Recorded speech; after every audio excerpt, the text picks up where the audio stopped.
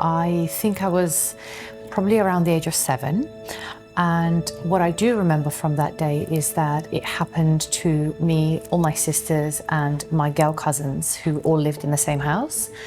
And what I now know is that it was arranged by my grandmother at the time. I didn't know at the time it happened what was happening, why it was happening. All I really remember is very few kind of grainy patches of memories of particularly one of my sisters just screaming really loud. I guess the only feeling I can kind of touch or recall is just being really scared because I didn't know what was happening. There was just a lot of, fear in the air. And that was kind of a shared feeling between me and all the children that were subject to it that day. The first time that someone asked me about female genital mutilation, I was actually pregnant with my son. I was really humiliated because of the way that I was asked. The nurse asked me where it happened, how it happened, and she was really apologetic. I think she just didn't have the right reaction, the right awareness. And then I had the specialist appointment, which was in some ways quite empowering because I actually, for the first time ever, learned about my body, the body that I've been existing in for 33 years. I finally understood what my body had been through.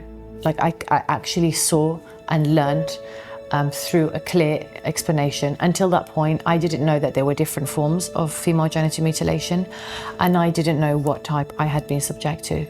But the specialist talked me through the physical scars that I had, and she went through it all with me and told me what it meant and how it might affect my pregnancy and potentially the birth of my son. But I still felt, if I'm honest, I still felt quite humiliated because it was just really hard to kind of come like face to face with something that all these years had been in the back of my mind. And now I was, I guess, accepting this actually happened to me. And there is a physical, not just the emotional and psychological impact, but there's also the physical side to it that I'd never seen before. And this was the first time I'm seeing my own body for what it actually has lived through.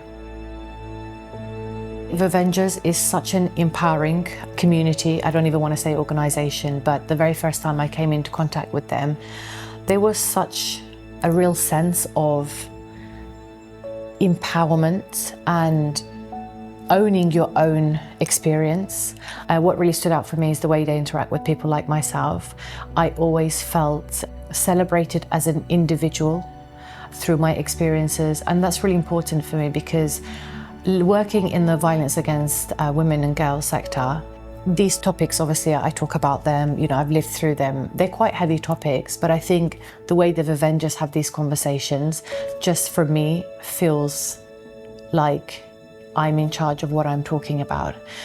They have a whole different approach into talking about female genital mutilation, tackling it, working towards ending it, and also working with people who have lived experience. I feel really valued. It's a wonderful community to be part of, and I'm just glad that for young girls and women who've experienced female genital mutilation, there's an organization like this to look to and to be part of and to work with. Aside from being part of the community as somebody who has lived experience, I'm also an ambassador of the organisation, so I support their campaigns, particularly the One Question campaign.